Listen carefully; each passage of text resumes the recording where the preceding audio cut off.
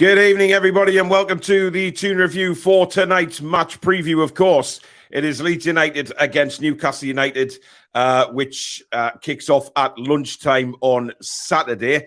Stato will be with us, guys. He's running a bit late tonight, so he should be on for, did he say around 8:15, Billy? Yeah, 8:15. Yeah, so about 8:15. So he will be with us. But listen, huge game for both sides. Absolutely huge.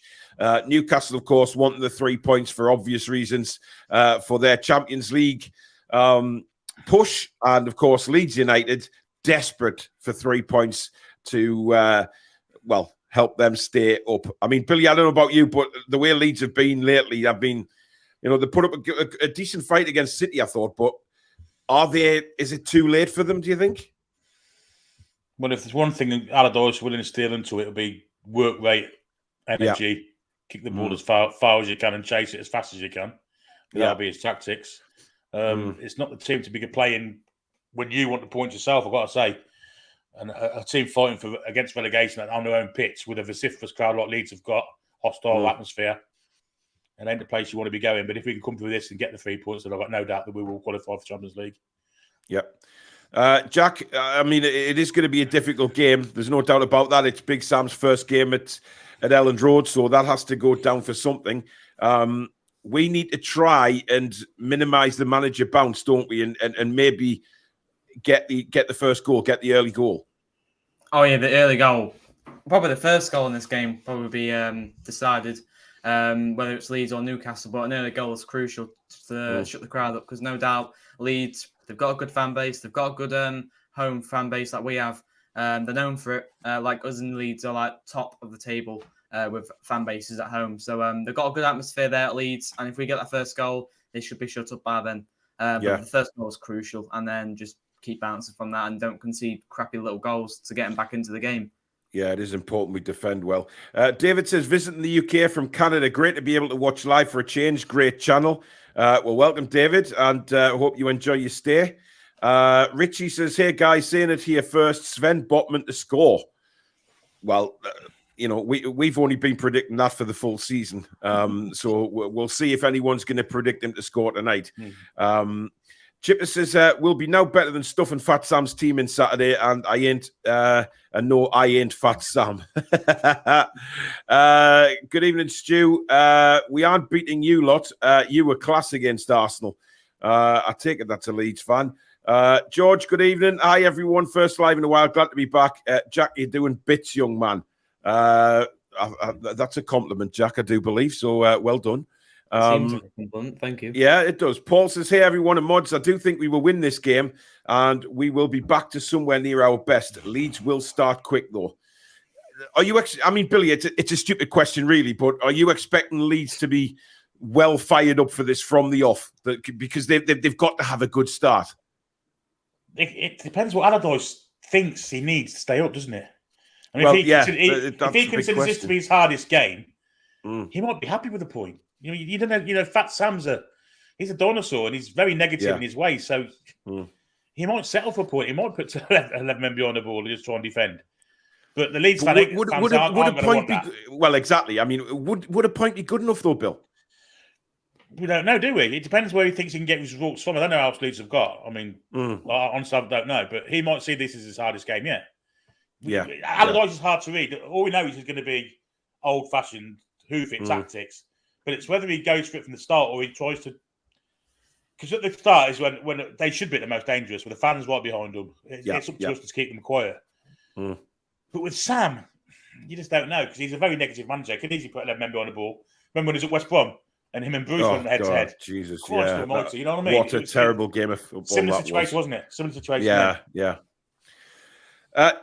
So where do you think Jack that Eddie Howe's mainly doing his training this week? Do you think he'll be training for? Do you think he'll have looked back at Sam's tactics with the other teams and he'll have been putting the lads ready to go against the long ball system? Because I don't think Sam can play any different, like Billy's just said. I mean, watching them against Man City, like I said, Paul, all they did was long ball. They didn't have any good build-up play like we can, and we can really use that to our advantage because we know Big Sam. He can't play. He can't manage a football team, and he can't play anything other than long ball. So I think Eddie Howe will definitely look at their game and our last game and see what we can improve and see what we can capitalise on Leeds. And I think we've definitely got a massive advantage against Leeds because the way they play and the way Big Sam manages teams. So I think he definitely would have had a look at it, and I think he'd be quite pleased to say, "Hey, we've got a very, very, very good chance here." Unlike we had a good chance in the first place, but I feel like he's like making it feel. It's making him feel even more confident. Is what I'm trying to say. Call Me Swift says, "What's the crack with everyone giving Jason Tindall shit on Twitter?" Well, listen, it's not Newcastle fans. I think it's some fan of another club made a comment, I think, about Jason Tindall and how he gets in the way. Look, we know that Eddie Howe and Jason Tindall come as a two. So let the other club's fans rabbit on and talk shite. The two of them have done remarkable jobs at Newcastle United, and we as fans should be just as pleased, Billy, with Jason Tindall as we should be with Eddie Howe. Exactly, and the other guys. Exactly, the whole of the backroom staff and what they've brought into the club has been terrific for us. Yeah, we're not criticising Eddie Howe and Jason Tindall by any stretch of imagination, nor Graham Jones, nor the rest of them that sit behind them. They're a fantastic team. Yeah. What do you make of that comment there from Julie, Billy, about Big Sam defending us? Did you hear that? Well, I guess he doesn't want to wind us up too much for an important game. I guess he's trying to be just placating us, I guess. Yeah. I got a super chat come in. £9.04 from George Ricard. Thank you very much, George. He goes on to say, we're going to smash Leeds 6-0. After a loss, we have come back with a big win. That's very true, but I think it'll be a very tight game on Saturday. Geordie boy, thanks for your £5, mate. He says we will win, but it may not be easy. 2-1. I think that's more likely to be the case. Sorry, Paul, but I'm rooting for Mourinho's Roma tonight. Twat. Yes, exactly. Joanne says we need to shut them up early doors. Indeed, Joanne, you're correct. Paul's got his Musa shirt on. Absolutely. Ian Fleming, thank you for your £5 super chat, buddy. He says, I don't think Saturday will be easy, but still think we will win. I mean, it is going to be one of those battles, Billy, because, it's two teams battling that desperately need something. We can't afford really to drop more points, especially no disrespect to Leeds, but against a lower team. But Leeds are fighting for their lives, and we know how dangerous teams can be when they're fighting for the Premier League lives. And Leeds in general, when they've got the bit between the teeth, they can perform. They're not as bad as the league position actually suggesting. They're very inconsistent. Yeah, they're either absolutely awful or absolutely, they surprise you. They've got pace. They've got a lot of quality in the side. They make mistakes, don't they? They don't score enough goals and they make mistakes at the back. The only way they get around it is by defending in ball court, and that's it. That's the only way they get around it. That's what they did at St James's Park. I think you might do that for the first hour against us on Saturday. Depends if Longstaff's playing. He's crucial this week. He really is. I think he's out, Billy. Judging by the way they've talked about it, I think he's going to miss this weekend, which, as you say, will be a huge blow. And of course, I saw this today. Sven Botman's been to see an emergency dentist. I don't know what that's. I mean, obviously it's dental, but hopefully it's not going to be too serious. Steve says Leeds only had 19% possession against City. City missed loads of chances. Yeah, but listen, this time of the season, it doesn't matter if Newcastle have 80% of the possession on Saturday and Leeds have 20%. All Sam will be bothered about is out of that 20%, do Leeds get enough to beat us? And that's what we have to be careful of because, Leeds, Jack, they came up here earlier on in the season. The defended really well. That was the game that was pissing down, wasn't it? Because I didn't go. I wasn't very well at the time, and I think it was absolutely dreadful weather. Oh, I got drenched. But it wasn't a great game, was it? It was not. It was very frustrating. Fans behind me were absolutely going at it, like going, "Get up!" They were frustrating the whole crowd. They were frustrating the whole stadium. Very slippy surface. I mean, we had Chris Wood up front, which didn't help. We weren't finishing our chances. We weren't doing anything. And Leeds just stuck to the plan, stuck to what they were said to do, and defended for their lives. And it made us more frustrated. And we only settled for 0-0, which is a shame. But they defended. I mean, credit where credit is due. We didn't finish our chances. They defended well. Yeah, we should have won, but Leeds came with a game plan. They stuck to it, and they got a draw. Will Sam have looked at that game, Billy? Do you think Sam will have looked back at that game and thought, right, how did they get a draw there? Because really, if we look at the way Leeds played on that night, it was Sam tactics, wasn't it? They did play as if Sam Allardyce was in charge. Well, it's one thing you can't accuse Sam Allardyce of is having a lot of kind of data and scientific stuff, because he's always done it. He'll have watched all of our games that we've lost. He'll have seen how we've lost them. He'll have us down to a T. He'll know that the work rate is important to beat us. He would have watched the game against us at St James's. He'll have seen how we combated us. I think he played 3 centre half, didn't he? He played Stroik at left back, didn't he? And left back, which negated Miggy straight away because he was basically scared of him. So I think Sam will have a good hold on, but it's whether he's got the players to perform in the way he wants to, which sometimes might not be the case.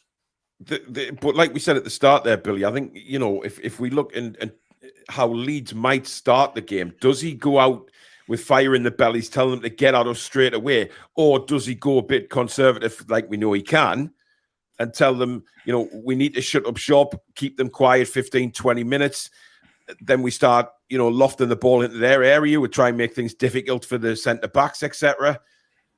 It's interesting, isn't it? Because you just don't know which way he's going to go. He's got no real height up front, has he? This is what kind of negates how he wants to play the game. I mean, Bamford can hold the ball up, but he's not really known for and they're a really good striker, is he? But they've got plenty of pace, but the pace they've got is pretty small fellas, isn't it? Nonto's 5'6", something like that. He's not settled for the Sam Allardyce game. It's hard to predict how they're going to play. I think, what he should do is just go for it. That's what he should do, and that'll probably help us. But I just don't think Sam will. I don't think Sam's got that attacking bone in his body to do that. Yep. Millie's back again. Jack's sister saying that your tea is ready. Well, he's got his mouth full of food, so I take it he's eating it there. Thanks very much, Millie. Jules says, some of the other club's fans say we are mourning while they've been mourning about us since September. Look, the way some opposition fans are going on is mental. They're trying to get under our skin. Just don't let them. They are, and I think when I did that video yesterday about the cartel and things like that, about fans coming together, we should be concentrating on that more than bitching about each other, because at the end of the day, it's all of us in the mess that they are making for us by having this cartel. They're stopping teams' progression, if you like, and causing teams to maybe end up getting relegated. Clive says Fat Sam is as good at management as Steve Bruce. Neither have a clue. Look, Sam I think Sam's been better than Steve Bruce, to be honest, over his managerial career. I will give him that. I think Sam I don't get what anybody says. He worked wonders at Bolton, didn't he? I mean, let's be honest. With the budget he had Bolton into the Premier League, and not just in the Premier League, but in the top half of the Premier League. And they had some wonderful players during his time there, Billy. Yeah, you think of the Akochas of this world and the KFs and people like that. Ivan Campo. Really good players you wouldn't associate with them. Some quality players, and they weren't in that day and age. They weren't really hoofing merchants either, were they? No, they weren't. Kevin Nolan, for instance, played very well for a couple of seasons, didn't he? Yeah. But once that kind of got over that, they went down. We took. Did they go down with us there? We took Allardyce from anyway. And when he came to us, he became negative. It was that game against Derby away that really, really sussed him out for me. Yeah. A team that hadn't won a game all season, that conceded goals left, right, and centre. Yeah. And much like this game, we think it's going to be we think he's going to go for it. He sat 11 men behind the ball and got beat by Kenny Miller goal. It was ridiculous. Yeah. So I think the one thing Ashley did that was right, he sussed him out pretty early and got rid of him pretty early. Yeah. Georgia says, I've got my GCSEs on Tuesday and I'm very nervous. Georgia, my youngest son Ben's got his SATs this week, and he's only 11 years old. And, to put that kind of pressure on an 11-year-old kid, I think is absolutely, I don't agree with it at all. And I know a lot of people don't agree with the SATs at that age. But all I'll say to you is to say to everybody that does the exams, all you can do is your best. And that's it. Because for me, if my son does his best, I don't care what he scores. I don't care what his marks are. If he does his best, that's all I can ask of him. And I'm sure, Georgia, that's all your family be asking of you. Just go in there, do your best, and then be what may. But don't think it's the be-all and end-all of the world with GCSEs, because trust me, it's not. There's a life ahead of exams and everything like that. Don't you worry about that. But good luck, and I hope you do really well. White Rabbit says, hi, guys. Someone please tell Eddie to throw away the pre-match team talk he gives for lower-placed teams, and we come out intimidated. Just use the halftime one when he blasts everyone. He might have a point, Jack. I'm not sure what to make of that. I'm not really sure what to make of that. Yeah, I'm not really sure. Just shout and scream at them before they go out for the first half instead of the second half. I don't know if I agree with that, because Eddie Howe, I can't. That's why I can't wait for this documentary to come out, because I can't wait to see what he's actually like when we're losing at half time, or when we'll get a bit of an insight, won't we? Is he shouty, like really shouty? I doubt he is. I don't think he. Obviously, he will be shouty, but I don't think he'll be like Neil Warnock type manager. But I feel like I think what he's saying is stop with the petty talk, get him out there, get him fired up, and get him going, and make Leeds intimidated of you, and don't let him go near you. I think that's what he's trying to say. But I agree with that. I don't agree with managers going over the top of players, because then that just makes him a bit. It's not organised. Is your microphone on, Jack? I think it's just a bit far away. All right, it sounds like that. Billy, it's a lunchtime kickoff, and we don't normally do too well with them, do we? So, we've got to come out with a different approach for this one, surely. Yeah, I'd get them out of bed at 5 o'clock in the morning. That's what I'd do. Yeah. Make them think it's 3 o'clock. That would be a bad idea. Are you worried about the game itself? No, about the kickoff time and the fact that the history we've had with the lunchtime kickoffs this season, it hasn't been great. I'm worried about the whole lot, to be honest. I think, I really am. This is the one that I think is a potential banana skin for us. Without Sean Longstaff, if that's how it is. Yeah, I do worry, I've got to say. Yeah. Toon Sean says, Isak says his own surname is Isaac, not Isak. Just saying. Isaac. I don't care as long as he bags a hat-trick. Arthur says, Newcastle have a decent record at Elland Road. I remember a thrilling 4-3 win in the snow. Nobby getting the winner. Yeah, that was unbelievable. That was a great game. But I have done some... I have done my historical homework on this fixture, so we will see that a bit later. Now, we also have some member prizes to give away tonight. One of them is this very thing here. Get it the right way around, Paul. It might help. Now, it's celebrating 25 years at St. James's, and it's all the old strips and some of the old players' names on there as well. You've got Shea Given, Batty, Shearer, Robert, Andy Carroll, Kabai. All the old names are there, and the strips, of course. Now, it is perfect to be framed and put on somebody's wall or in your sort of Newcastle United collection. So that's one of the prizes tonight. And the other one is this, Kevin Keegan's My Life in Football. I like the way on the back, Billy, it changes again to, when he carried the national team. When he carried the national team, yeah. So Kevin Keegan's, is it autobiography? It is, isn't it? That is the other prize for our members tonight. So if you want to be in with a chance, you have to be a member of the channel to win these prizes tonight. The join button to be a member is just underneath this video. But if you are on iOS, you will have to go onto a desktop version of YouTube. Just basically go to your browser and type in YouTube desktop and go in that way, and that will give you the opportunity to become a member. So they are the two members' prizes, which we will draw at the end of the show tonight. Paul Tully says, I'm hoping with both Bruno and Big Joe are on their games. We struggled in midfield against Arsenal, so Leeds may well take a leaf out of their book, minus the quality of player compared to Arsenal. Is there any Leeds player, Billy, that you're a little bit apprehensive about? In the middle of the park, the one that I was apprehensive about was out for the season, Tyler Adams. Yes. Yeah. But apart from him, Aronson's not a bad player. Gone on to obviously Harrison. Well, I quite like McKennie's not too bad. It's Yank Lampard's team, really, isn't it? Whether Sam Allardyce will play it. McKennie's been getting pelters though from the Leeds fans, hasn't he? He hasn't done it. Yeah, which I expected more from Weston McKennie because we were linked with him, 10, 11 months back. When I saw him at World Cup, I'm like, he's a good player. Yeah. He was very good in the World Cup, and I wanted him in January, but Leeds got him. Where was that? Juve, wasn't he? Was it Juve? Yeah, he's on loan. Yes, Juve, yeah. One thing that I think, if we look at the two goalkeepers, guys, Meslier has, he's fallen away this season, I think it's fair to say. And he's been dropped. So Stato's with us. Good evening, Mr. Stato. Good evening. How are we doing? We are good. Thank you very much. We are good.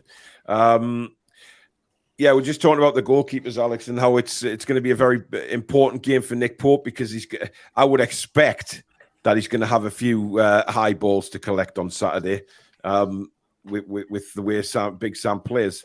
I don't think anybody's going to surprise us with that. Now, we do have a new outro to the show as well, guys. As you know, Susan's been working on this for quite some time, and it does feature Daisy, the channel mascot. So if anybody's new to this channel and wonders what the hell they're about to watch here, Daisy the cow has become kind of our channel mascot on the Toon Review, and she features very, very heavily in the outro. Now, I'm going to play it for you now, guys, just as a little, because obviously we want to see what you think of it before you actually see it at the end of the show. It's really good. It's fantastic, actually. So this is the new outro for the Toon Review live shows. Come back and check on some green.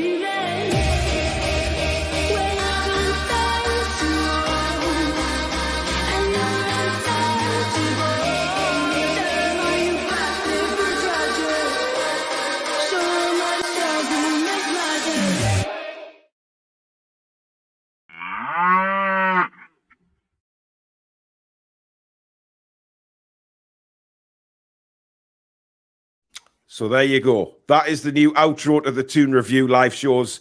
I think Susan's done an absolutely cracking job with that. It's just something a bit different, and it makes people smile, as Billy has done ever since he saw it. He's had a smile on his face. So I just, I think it's brilliant. So well done to Susan, and it brings the mascot in with the show. It's just fantastic. Lots of chats in, love it. Thank you, guys. Billy getting emotional watching that, says NUFC Ollie. Yeah, well, is the old girl's gone from strength to strength, hasn't she? So she's gone up in the world. Geordie boy, thank you for your £5 super chat. Simply saying, well done, Susan. Thank you. Brilliant, says John. Utterly class, says Stu. Great work, Susan. Spencer says, yes, I'm stunned, but it makes me smile, and it's music to my ears. Well, that's what it does. It brings people, it makes people smile, and she's done such a superb job on that. King Arthur says, we should beat them okay. Every game is a cup final now for us until we get 7 points more. Do you think we still need the 7 points, Alex? Probably. Yeah. I've been saying this for a few weeks that I think Liverpool will win every game. There's a possibility that they have one sort of slip up, but we need to make sure we just get a win, get 3 points. The expectation against Arsenal, I thought with the form we were in, we could have beaten them. I think it was a close game, but the expectation to beat somebody who's been top of the league for the majority of the season, it's fine, it happens. But Leeds, with the position they're in and the season we've had and the way we've played, the expectation should be 3 points at this point in the season. We know they're playing for more, but still, we're also playing for something very important. Yeah, I mean, Billy, we've spoke about how Leeds may come out and try and stifle the game. But what we've got to decide now or talk about is who the hell plays for Newcastle on Saturday, because it looks like Longstaff's going to be out. He's not going to be fit. Maxi is back. Whether he's fit enough to start, I don't know. Does he go back to is tried and tested with Joe Linton and Willock combining on the left, and Wilson or Isak in the middle? I don't think they can afford to put Joe Linton or Willock on the left. I think because we've got a lack of midfield players with Longstaff being out. I think you'll see Maxi come in, and I think you'll see Willock and Big Joe fill up them two spots in the middle of the park. But where they go, whether Willock goes right and Joe Linton left, I don't know. It's funny enough, just on about Allardyce there. I've just seen a quote from him on telly there. He says this is a game that Leeds United dare not lose. That speaks volumes. Well, they dare not lose, but park the bus. Park the bus. It sounds like it. Jack, is that how you see it? I mean, what do you think about the front three? Because obviously we've got the right-hand side as well. Reports today said Miggy could be back in. Where do you stand on it? I'm not sure, because I think Murphy's been quite good in a few weeks. I think Murphy deserves to still be in there, but Miggy definitely needs to be, when he gets his opportunity, if he's on the bench or starts, he needs to bloody take it with both hands. Because the starting 11 has been performing so well in recent weeks, and every single player, like the likes of Maxi, Miggy, any players trying to get back into the squad, need to perform and need to grab their opportunity with both hands. And if Miggy does start, he's got to prove. Otherwise, Murphy will come back in. But I think Murphy will start. But if he doesn't, I've got full support on whoever starts in that squad, because Eddie Howe's put his trust into them. So I would start Murphy over Miggy. Okay. Ball Geordie says, evening all. How about putting Cher in the number 6 position and Burn back in the centre? I think it could be the solution if Longstaff is out. Who else could take the role and do a job? I don't feel the need that the centre backs need to. I wouldn't split them.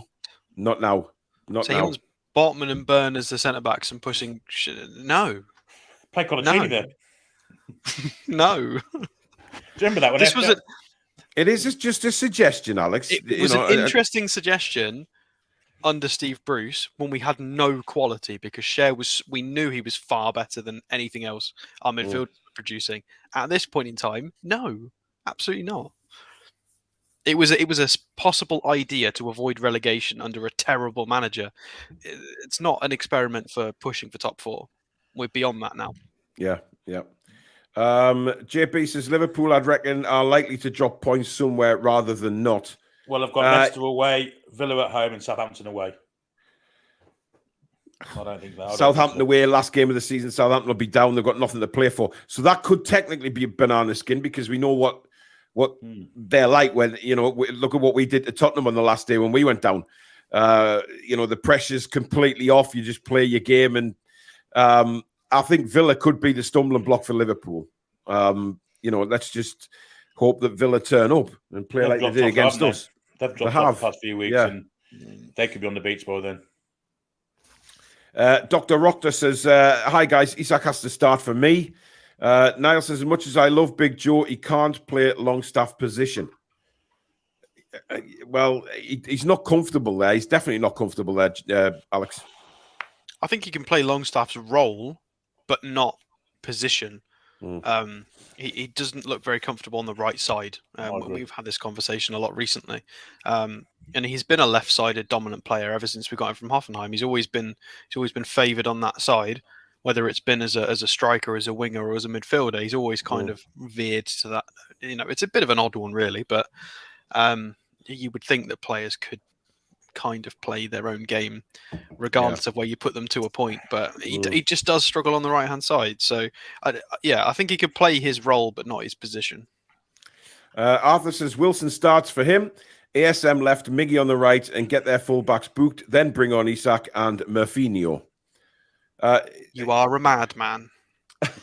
Dropping Isak. you are a madman. I know, but there's a few people. Hang on, there's a few people in the chat said that they think Wilson might start. If you're Leeds Isak, have how work would you rate. feel? You're literally one of our better players this season. You've been smashing it in for weeks continuously, and you just get dropped. If I was Isak, I'd be fuming. Never mind Isak. How will Leeds feel if they come on the pitch and Wilson's there and Isak isn't? It's a massive boost. Isak will start absolutely 100%, and he'll start up front. Leeds are good off the ball. Yeah, Wilson's not at the moment. Wilson's scoring goals, but he's not good off the ball. Yeah, he's a fox in the box now, isn't he? that's what he is. Yeah. Murphy has been terrible in most games recently, apart from Spurs game, especially Villa and Brentford. Oh yeah, of course. That's why he's played so many games this year. Terrible. Yeah, I don't think he's been terrible. He played well against Arsenal. I think he's improved Well, dramatically. Brentford, the whole team didn't perform well in the first half, and he got took off at half time. And Villa, that was just a really bad day. See, I won't test him on both them games. And if you look at Villa away, he was our best player in the first half. True. So he was the only one making the runs. JB says, I don't mind Leeds defending deep. We need to keep the ball and work them and be patient. Now, you've mentioned this before, Billy, that we can sometimes struggle against teams that sit back. So do you see the same sort of problem? Yeah, I do, actually. I do. But we struggled against teams that sit back before we had Isak in the side. I think Isak in the side makes it a different kind of scenario because he's got the skills to make his own goals. It shuts down Miggy for certain. It won't shut down ASM and it won't shut down Isak. So I don't think it's as bad now. I think we can definitely break down a part of the bus scenario. Yeah. But the problem is I think they're going to be pressurising Bruno as much as they can. I think they'll be putting the energy in the middle of the park straight on Bruno. As soon as he receives the ball, there'll be someone on his back. And if it's whether he's fit enough to get away from it. Russell says ASM, Isak and Miggy for front three. Southern Geordie says ASM, Isak and Murphy. A lot of people now saying Isak's got to start. Paul says not after the Arsenal game. Isak simply has to start. Bart says if we get Champions League after a year, that's unreal. I said top 6 start of the campaign. I'm interested actually because I was going to go back and watch our show when we did, back at the start of the season. I haven't done it yet, but I can't remember where we actually predicted us to finish. I certainly didn't. I'm pretty sure it wasn't top 4 that anybody of us said. I think somebody told me the other day I predicted a Carabao Cup win and a top 7 or 8, but I'd have to go and check. I said 6 with the possible potential of going higher. Right. So I was wrong on everything else. I don't think anybody expected us to be sitting third with 4 games to go, quite frankly. Roper Gaming, thank you for becoming a member of the channel. Really do appreciate that and hope you're doing well. Thank you for your support, and you are now in the draw for tonight's prizes. So good luck. And just a shout out, everybody, if you want to be in that draw, you need to be a member. Obviously, we do give viewer giveaways as well, but tonight is members. Just a bit of a giving back from us to say thank you for being a being a member of the channel. Dan says, what about Big Joe on the left wing, Willock behind him, Bruno in the middle, and Anderson in Longstaff's spot? Mm-mm. He did tinker with that, didn't he? Was it against Liverpool before the sending off? Yeah, but it was left-sided. Anderson has made midfield appearances, but it's always been left-sided 8, never right side. Not that it wouldn't happen, but it's very unlikely. Could you see that happening, Jack? Could you see Eddie throwing a little bit of a curveball again this weekend? I mean, we know Eddie for curveballs, but personally, I don't think so. It's a must-win game for both teams, and I'm not saying Anderson's a big risk because he's not. He's a decent player, but I feel like this isn't the game for me. But I don't think he will. I think the curveball would be I think the curveball would be Anderson in the starting lineup in any capacity, never mind playing on the right side of midfield. Good point. Marcelo Rodriguez says Miggy plays in the middle in Argentina against Paraguay and in the USA. He could play there even better than as a right winger. I take it Marcelo might be Paraguayan or that over that way. A lot of people watch the games he's played in 10 for us. Yeah, he's been and wing back. But people used to say that number 10 was his position, didn't they? You know, if we look back to when Miggy was not good for us, you know, people did say move him into the middle. He's a number 10. That's where he plays. I think he's always been the best sort of off the last man, running at one player. Bit of speed, bit of athleticism. I think that's always been his best position. Yeah. I mean, look, Miggy, for me, do I think he should start ahead of Murphy at the minute? In my opinion, no. I don't think Murphy's done anything to be dropped, quite frankly. I don't like the way Miggy cuts back onto his left foot all the time. I think it creates Murphy can whip it in straight away, whereas, you know, it doesn't happen with Miggy. It comes back to Trippier, and Trippier sometimes then doesn't even cross it himself. He passes it across to Bruno. Then they try that little pass through again. You know, we've got to mix it up a little bit. Certainly, if Miggy starts on Saturday, we've got to mix it up a bit, Bill. I wouldn't mind seeing Gordon on the right-hand side because Junior Firpo, well, he's an option. One of the weakest left-backs in the league, and I think Gordon's pace will crucify him. Miggy's predictable, like you say, cutting inside, but, I mean, Firpo's not the most intelligent at football. He might not even suss out that he's going to cut inside. He's had a bad season, Firpo has. A real bad season. And he wasn't that good last season either, to be honest. You know, he's been a poor signing for Leeds. So I don't think it really matters who we play on the right-hand side. I'm not really worried about that. It's that spot where Longstaff sits that's the worry for me, I've got to say. Yeah. Because I hope Bruno's, you know. This is it. We've got to see it. There, he gets protected. Yeah. Because I have a feeling that Mr. Allardyce might just say to the Leeds midfield, get on him, you know, and like other managers have done in recent times, especially if there's any suggestion that he might be carrying a knock on that ankle. Mark agrees with you, Billy. Why not play Gordon on the right? He looks better on the right than the left. Spencer says Murphy has been transformed. He has. Absolutely. It's Hazard says, what tactics and strength of challenge do you expect Leeds to use? You've already been talking about this, Paul. Do you want to know how many? See if you can guess. Do you want to know how many long balls Leeds attempted against Manchester City? So they attempted 201 passes. Take a guess at how many of them were attempted long balls. 280. Oh, yeah, about 180. There's 51. Oh well, there you go. I mean, it's so a quarter of any attempted pass. Yeah. Every fourth pass that they tried was a long ball. That's outrageous. That's sexy football for Allardyce, to be fair. So bad. Sexy football for Allardyce. Yes, it is. Arthur says, my fear is Leeds will bully Isak. Wilson is a street fighter and loves the rough and tumble. Yeah, but... Well, it's just the tumble at the moment. Have you not seen Isak with the ball glued to his feet? You will not get the ball off him. Yeah, they've tried to rough and tumble with Isak. Look how good he is with the ball. They try and knock him off the ball. Look what happened.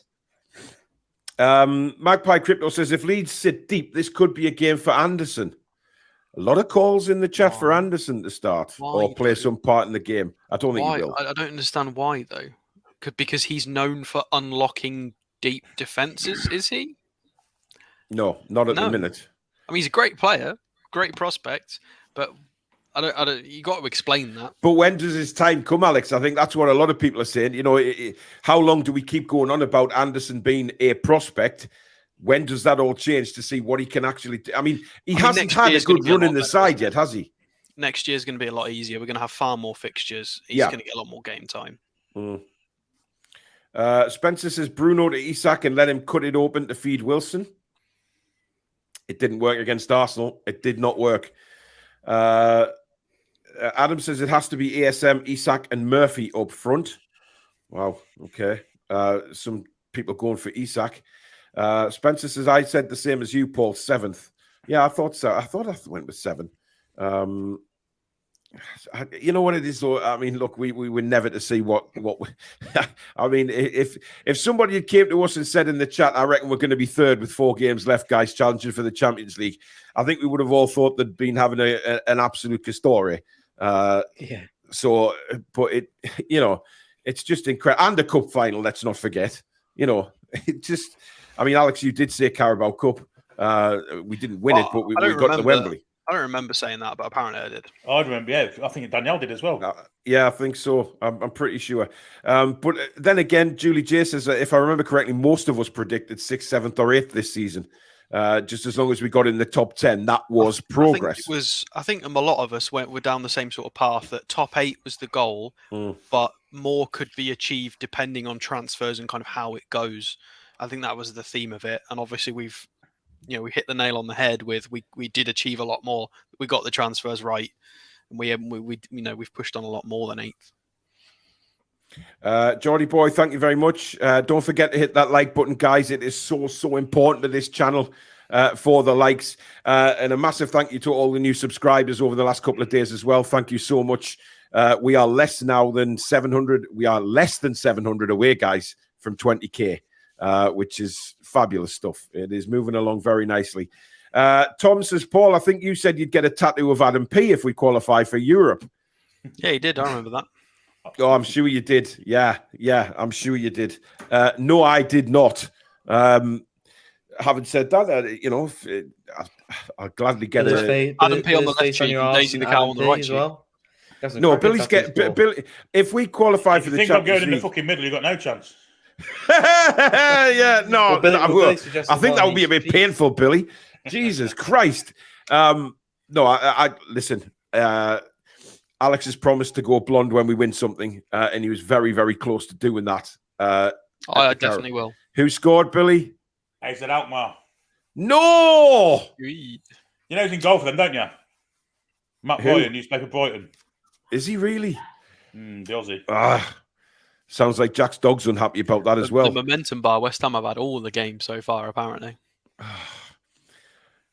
I bet it's a hell of a good atmosphere, though, at the London Stadium tonight, because they were going to make that team. Yeah. Listen, plenty time. It's 2 legs still, isn't it, the semi-final, isn't it? So they're not, it's not over yet. Call Me Swift says, yeah, Tom, I recall Paul saying that.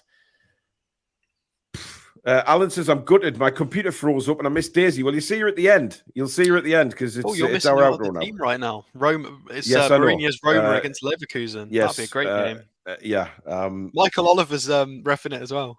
Is he really? Yeah. Come on, Diaby. Come on. I wonder if we've got scouts there tonight, guys. Oh, mate, that Leverkusen lineup is disgusting. Florian Wirtz, Adam Klozek and Moussa Diaby is the front 3. That is. And by the way, can I just say how well they've done to turn their season around, by the way, because they were absolutely shocking earlier on this season. We were all saying, what the hell has Diaby done, saying he's staying there for this season and stuff like that, because they were rotten. But credit to Xavi Alonso, he's got them going and they've been absolutely fantastic. And obviously I think they're in the top 6 or top 5 now of the Bundesliga. So they've turned it around.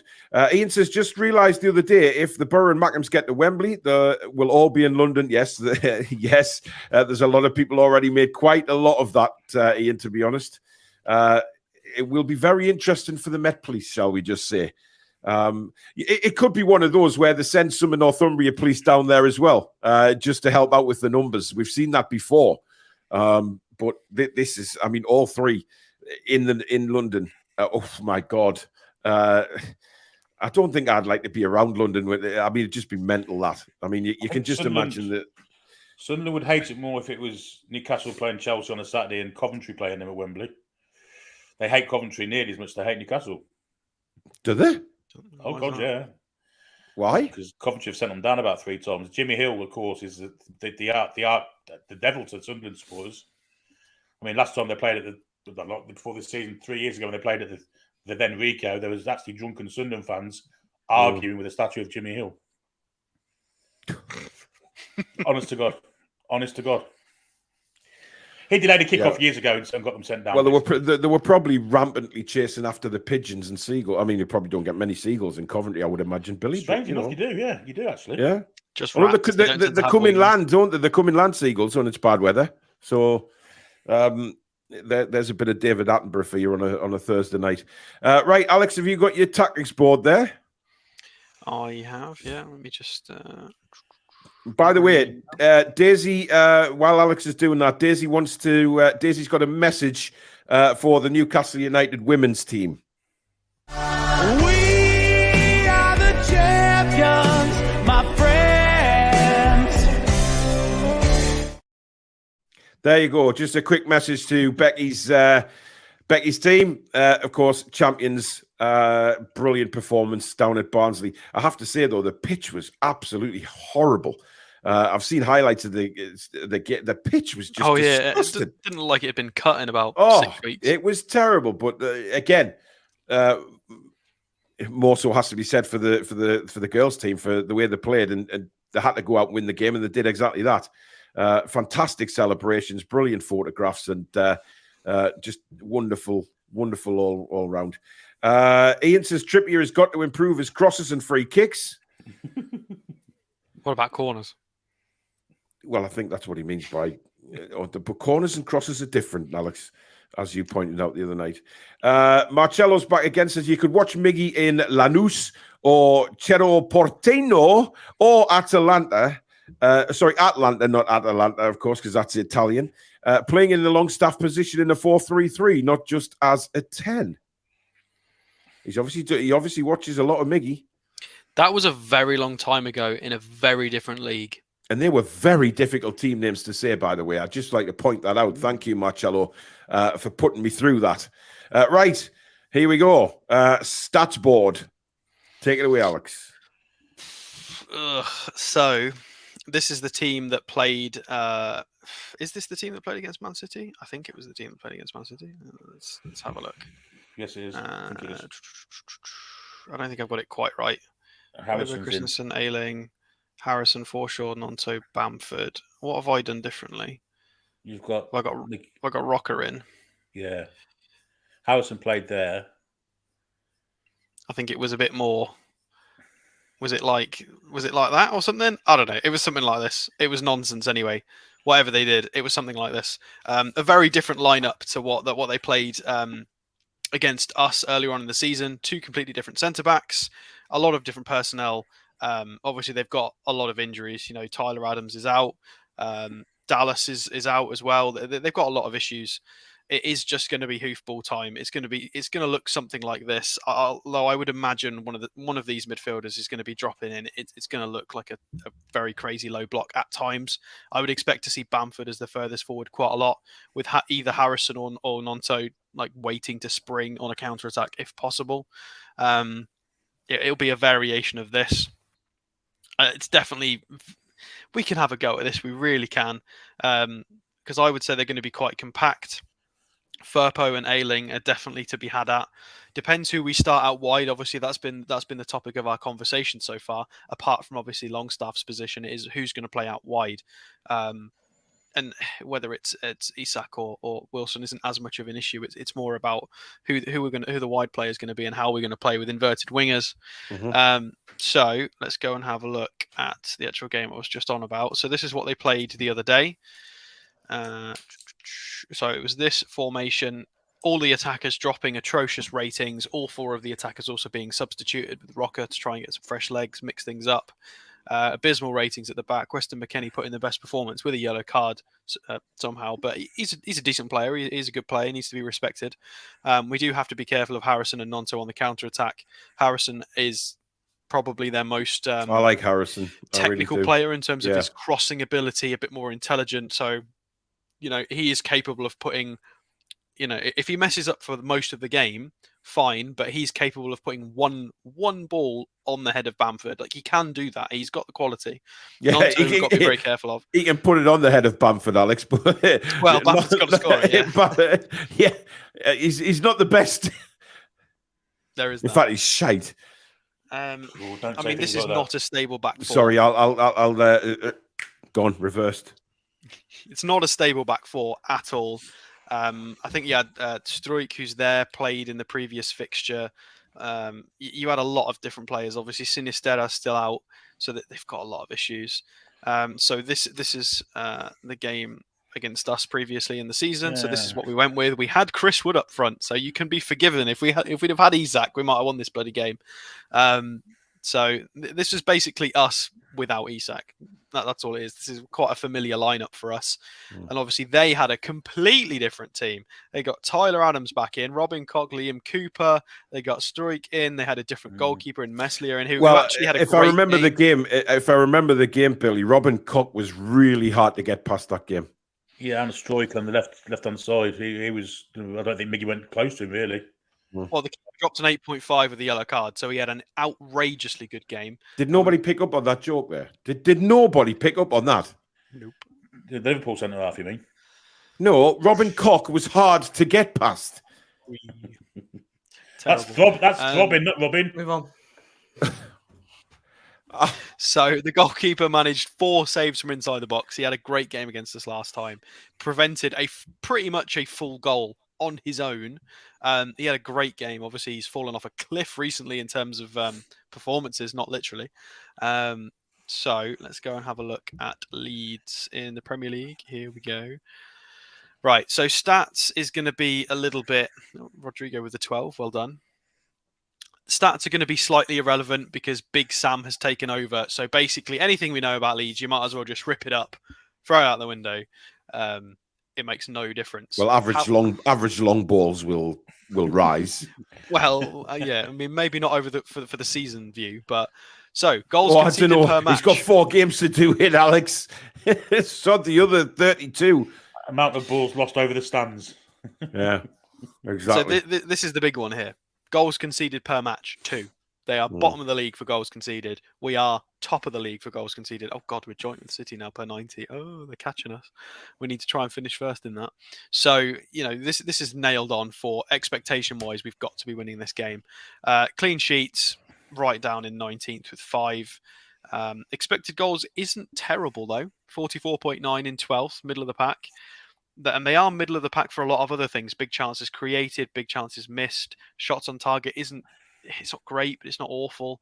Accurate long balls. So although they've, it's quite funny how Allardyce has now taken over and they're going to be a long ball team when they are the worst at accurate long balls in the league, which is quite funny. 17.6 accurate per 90. And let's go and have a look at us, shall we? Here we are. So this is what I would like to see.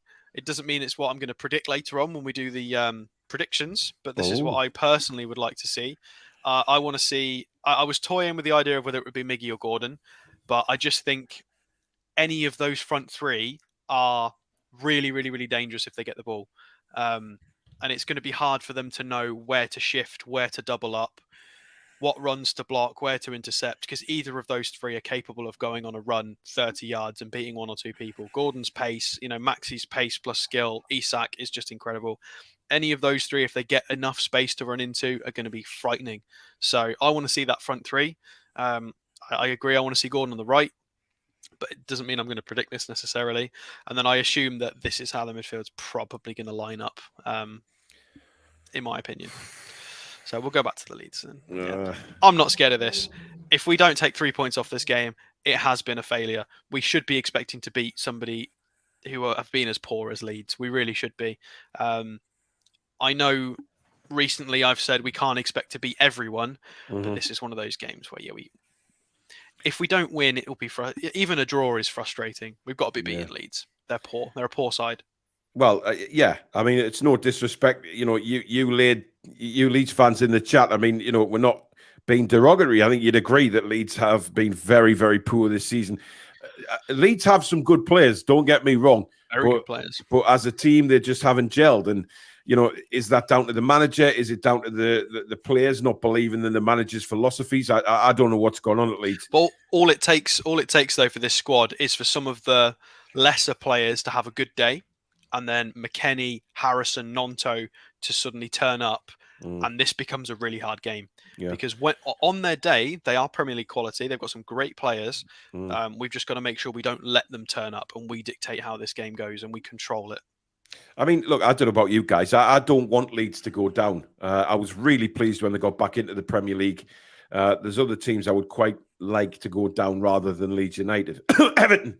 But they've got a fight on their hands. But if they lose to us, I hope they go on and stay up. I really do. Chris is a Leeds fan, and he says Bamford in getting on any board Jack puts in. So there you go. I mean, we might score an own goal. Who knows? Nathan says, stop talking about Robin Koch. Listen, Jack, Leeds don't have an out-and-out striker who's going to get... Well, they haven't had this season.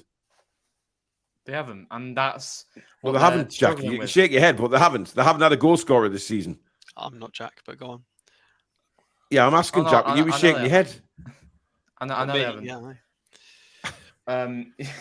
they haven't had an out-and-out number 9. I mean, Bamford, yes, at times he can put the ball in the back of the net, but I mean, that miss against Leicester was horrendous. He's very, very slow. He's decent at hold-up play, but he's just not good enough for where Leeds want for Leeds as fast build-up play. He's just not there for a number 9 anymore. He can't finish, as we've shown against Leicester. Awful. He's not pacey, and he's just not a number 9 for probably what Big Sam wants. So they'll definitely, whether they stay in the Premier League or not, they'll definitely be looking for a number 9 in the summer, like a lot of teams are. But honestly, that'll probably be a really bad disadvantage for Leeds because they just haven't got a number 9, and that's what they'll struggle with. Yeah. Well, Chris is very confident for Leeds. He says an easy 3 points to you lot. You're going to say that though, aren't you? Can I just mention one thing about the strikers? Yes. Rodrigo's played I quite thought a you lot might. up top and has 12 goals. Yes. So, yes, but I don't think so. He was on the bench and came on against Man City. So exactly. But so why would you keep your top goal scorer on the bench? He scored as well. Because Sam Allardyce is a buffoon. Did he score? Rodrigo is a good player. I'm not sure if he scored it in that game. I think he did. He was the one who scored. He but came on for Nonso. What I'm saying is they're relying on him, and they haven't got anybody else really. If you look at it, Bamford just hasn't. But he's good enough to come on and play half an hour and score a goal. Is my point. I don't know how Bamford has had a career. I honestly, he's been awful. Has he been that bad? Good championship striker. He had a good season. Maybe his championship. Yeah. When they come up, he had a good season. Let me have a look. He's 29 now. I remember when he was a youth prospect. That makes me feel. Yeah, Lawrence says there the COVID season he scored a few goals, didn't he? Yeah. I mean, he got called up for England. His 2 closest stat matches are Ollie Watkins and Vlahovic, so he can't be. He's not too. I'm not having that. I'm not having that. That's where the stats go a little bit crazy for me. Matching them up with Vlahovic, no way. So they won. So in his peak, he was 25 years old. He led the line, and they won the championship, and he scored 16. And then his first season as a 26-year-old in the Premier League, leading the line for Leeds, peak age, 17 goals, 7 assists. At his peak, he was fine. He was more than capable, very, very good. Then had a lot of injury issues. Well, he has had a lot of injuries. He's just never impressed me. Got 7 starts. He injuries and everything's destroyed his career. But his first full season as a 26-year-old in the Prem, 17 goals. It's not bad. He was okay at one point, but he's not anymore. By the way, did you see the queues for tickets at the stadium of Pooh the other day for the playoff? I mean, did they not have internet in Sunderland? I mean, there was literally the whole lot of them. I mean, some will have I didn't see one seagull in sight. What's the collective noun for a group of Mackhams? There you go. Tom will know. A nonce. Oh. It's a nonce of Mackhams. A nonce of Mackhams. Okay, there you go. An inbred of Mackhams. Yes. Well, you've said nonce, Billy. It's too late now to turn back. Johnny says, would love to see Target get a run in now, just for someone different on set pieces. Unfortunately, can't see it as he would have had to pull up trees to displace Burn, which he hasn't. Rachel says it doesn't look good for Leeds, but I do want them to stay up. Yeah, I mean, look, they've had an awful time of it trying to get back into the Premier League. It's disappointing. And I think the Leeds fans will be very disappointed because they should be better than what they are. They are. Yes, Alex? Your mic's off, buddy. My bad, sorry. I've just seen Romano's tweeted a few hours ago. I don't know if you've seen it. And when he tweets it, I think it's worth mentioning. Us, Liverpool, and who else was it? Man United? Yeah, us, Liverpool, and Man United have sent scouts to see Nice Rennes to monitor Jean-Claire Todibo, who is the young right-sided centre half we looked at recently. Mm-hmm. So if it's quite easy to confirm if club scouts are at a game. So I would imagine that's true. So interesting. Yeah, the ball is rolling. It is. By the way, I have just downloaded Football Manager 23 today. I have put all the downloaded all the packs as well and put them in so proper strips and faces and everything Even like I that. don't have face packs. So I will be I've started and I'm just about to get my first preseason friendly. I haven't signed anyone. So we're just. How much money do you get on the? Because I'm still playing 22. I haven't bought FM23 yet. 40 million I got to start off with. I think is, You should have more than that. Yeah, it's quite wrong. 40 million. I can't buy jack shit with that. So I think you've got more than that. I think Jack will sell you his shit for 40 million. Well, thanks, Billy.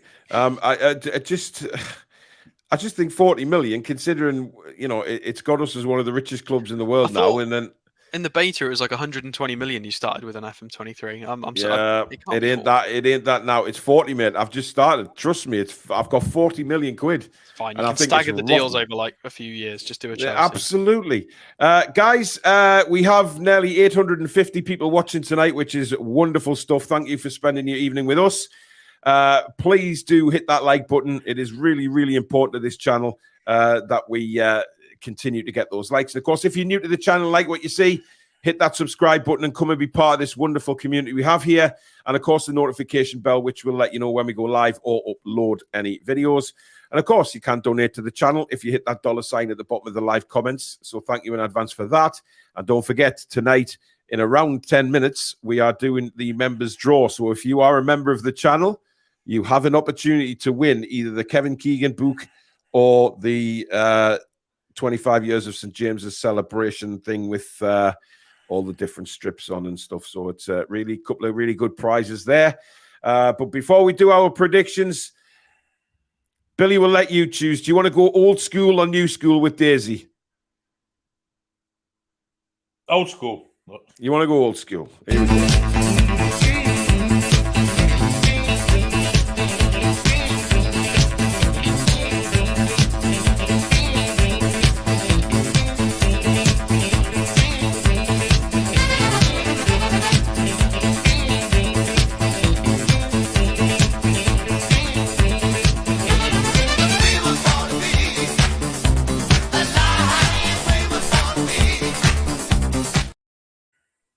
So there you go. Old school Daisy again, just to cheer everybody up. If you are new to the channel, by the way, Daisy is the mascot. We don't just put random cows riding on wrecking balls for no apparent reason. She is the channel mascot. Used to be very close to Billy, but Billy has decided to share her with us good folk. Right, it is prediction time now. Jack, what's your predicted lineup? I'm going to go Nick Pope in goal. Oh, look at the big white lion. Oh. I'm going to go Nick Pope in goal. Fabian Schär, Botman centre-backs. Trippier right back. Dan Burn left back. Bruno, Joe Willock and Joe Linton in the midfield. And I'm going to go Isak up front, Murphy on the right and ASM on the left. ASM, interesting. Billy? Oh, my God, Alex. It's just a white cloud. Same as that, but I'm going to have Miggy on the right-hand side. I would prefer to see Gordon, but I think Miggy will play this week. You think Miggy will play? Mm-hmm. Interesting. Alex, would you mind putting the Wolf down and maybe give us your predicted lineup? Oh. Yeah, sure. Oh, God. I'm going to lose my green screen, though. Yeah. Careful. Sorry, guys. Pope. Who else plays for us? Burn, Botman, Schär, Trippier. I went left to right. That felt really strange. We'll go Bruno. And then beyond him, I think it will be like I've put in my prediction, Willock left side, Joe Linton right side. I don't think either of them are great on the right. But I think, obviously, because of Joe Linton's physicality, it's probably better that he plays there. And then the front three is the real tough one. I think Isak gets the nod up front. And in terms of the wingers, possibly Maxi. I think he might go for it. I think he looked fit. I wasn't expecting to look quite as sharp. I was quite surprised by his substitute performance. I thought he looked all right. So he might get sort of a start and play maybe an hour.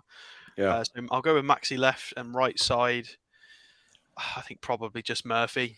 But I think it is a flip of a three-sided coin. I think it could be Murphy or Gordon on that right-hand side. Yep.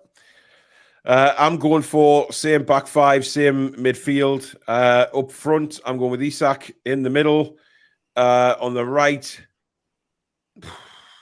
I think he's going to go with Miggy. And I think he's going to go with Gordon on the left because I don't think he'll think Maxi's fit enough to start. Look, I don't have a bloody clue, if I'm honest. You don't think he's fit enough to start? Well, I don't know. He's not fit enough for 90 minutes. That's fair. Maybe he could play 60, 65 minutes. Yeah, I mean, look, if he can do that, put him in. For me, I'd rather have him there than Gordon because I think Gordon's better on the right. So it'll be interesting to see what he does. Right, score predictions, Jack.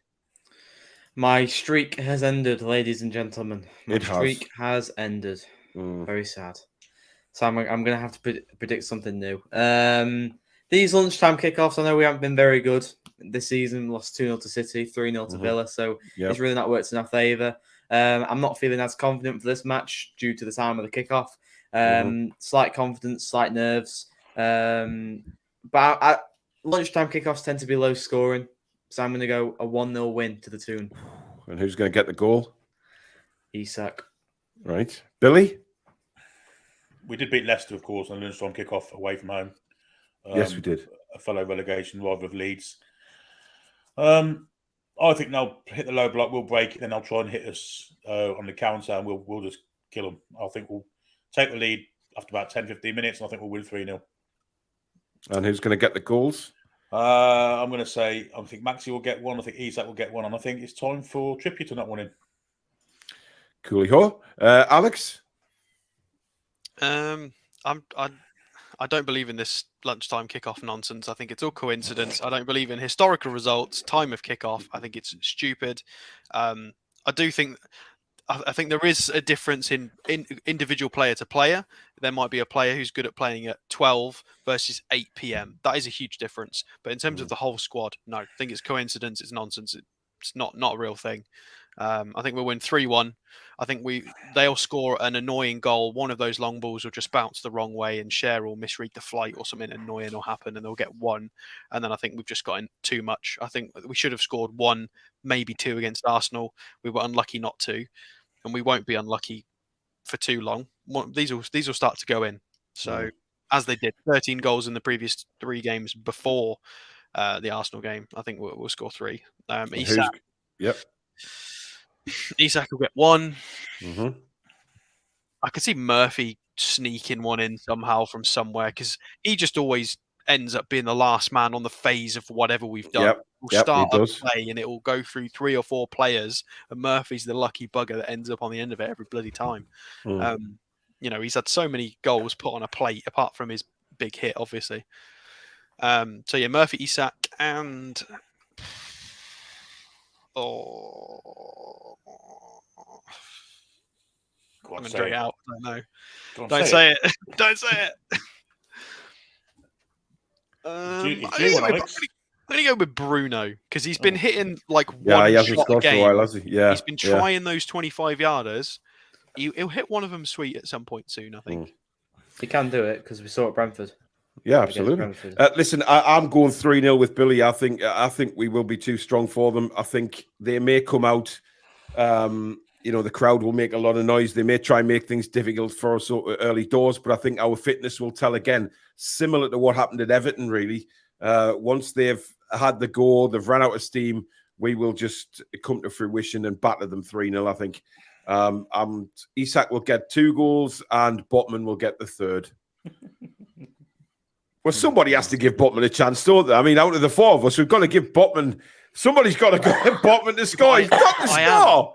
I am. We're not predicting him, so there's no pressure. And then he'll score. Well, fair enough. Right, just before we do the draw, guys, I have done my historical stuff on this fixture. Alex, hey, this is important to me. I do my homework. Thank you very much. I respect it. I just don't value it. Well, I don't care. All-time record, Leeds have won 39, Newcastle have won 40, and they've drawn 20. The last meeting was Newcastle 0, Leeds 0 on the 31st of December. As we know, it was god-awful, and it pissed down the whole day and night. The last meeting at Elland Road, how can we forget that? Because I think that was just amazing, with John Joe's free kick, of course, on the 22nd of January, where we beat them 1-0. And the last Leeds win against us, can anybody remember when that was? Got to be the year they came up. Was it 5-2 or something like that? No, that was at Elland Road. They actually last beat us at St James's on the 26th of January. 2021. Yeah. They beat us 2-1. Yeah. Now the scorers, Paul? I didn't write that down, so we'll quickly move Harrison and Rafinha. How do we not know with Paul's really, really raging tomato face on YouTube? Yes, the videos back then were very aggressive. I have to That say. was also a Leeds in a 4-1-4-1 with Calvin Phillips as their holding midfielder. So it's quite a while ago. And Bielsa. Premier League record. We have played Leeds 27 times since the Premier League began. Newcastle have won 12. Leeds have won 7, and 8 have been drawn. In that time, Newcastle United have scored 40, and Leeds have scored 36. So it is rather close. Can I mention what our lineup was when they beat us? Yes, you can. It wasn't a great lineup, I know that much. Darlow in goal with Lewis, Cher, Lascelles, and Hayden as our back four. And then we had a midfield right trio. back, we had a midfield three of Hendrick, Fraser, and Shelby. What on earth is that?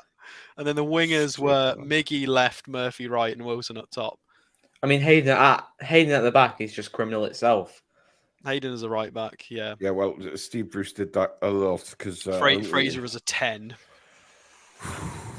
Happy days, happy days. Happy days. Right, it is time for the draw, ladies and gentlemen. 2 prizes to give away tonight. This is very exciting for the members. They have an opportunity now to win some good shit. Right, we have, of course, the first prize to give away tonight is this, which can be nicely framed. It comes in a little plastic thing, and you can frame that with some fantastic names on the back of there, all the old Newcastle strips. And then the second prize to give away is that one, the Kevin Keegan, My Life in Football, which, Billy, I think you've read. Absolutely, superb read. Yep. All the way from when he was in Doncaster when he was born to Scunthorpe and Liverpool and onwards. Fantastic read. And onwards and upwards for War Kev. Right, Alex, can you give me a number between 1 and 291, please? We'll go with 220. 220, says Alex. Okay. We normally go low, so I thought I'll go high this time. Low. Oh, mother Christ, that was low. Jesus Christ. Right. Dave Bullman. Davey Bullman, you have won the Newcastle United photo. Well, the nice thing that you can put in a frame, all the away strips. So, Davey Bullman, are you in the chat? Let me know that you know you've won, please. And then we will move on to the next draw. Geordie Boy says, Paul, you need a lovely assistant to promote the prizes. Well, I do, but Susan won't come on camera, unfortunately. So there you go. But Dave Bullman, we're still waiting. I've not seen him in the chat tonight, if I'm perfectly honest. I think we did. I think he made one comment. I'm pretty sure he did. But we'll give him a minute. We'll make the next draw. And if he still hasn't got back to us, then we'll have to draw it again. We know how it works on here. Right, Jack, a number between 1 and 200. 1 and 291, please. 1. You're going with one. The winner is Adam Aardvark. Well, I have jumbled them up, to be honest. So, I mean, there you go. Right. The winner of the Kevin Keegan book is Julie J. Julie J. You have won the book.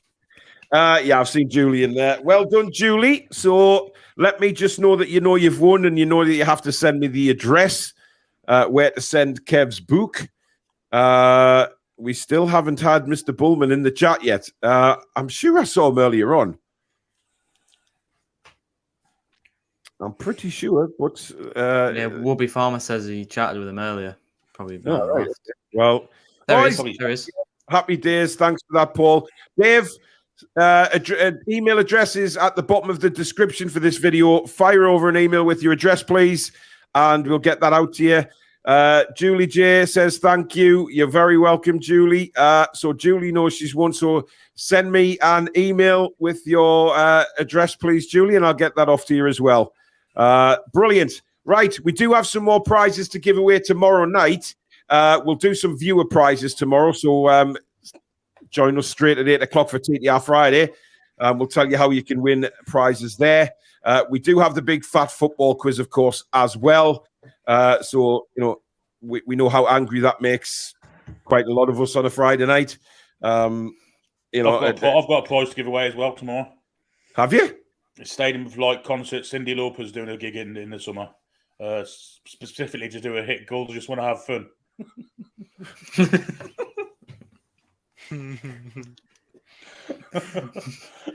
Girls just want to have fun. That is a belter. That is an absolute belter. Oh my God. This show always ends with Paul and Billy just breaking down. Oh, well, it catches us out every single bloody time, man. Isn't Beyonce on like right now at the Stadium of Light? I'm pretty sure. Well, I don't care. It's Wednesday night, isn't it? Quite honestly. Well, I don't know when it is. You know who'll be there? It'll just be all the single ladies. But Paul Hodges, I'm not sure what the hell this message is, but love to the mint woman in Newcastle, soon to be in the Toon. That's a warning, ladies. Stay away. Yeah. Are your initials really PG?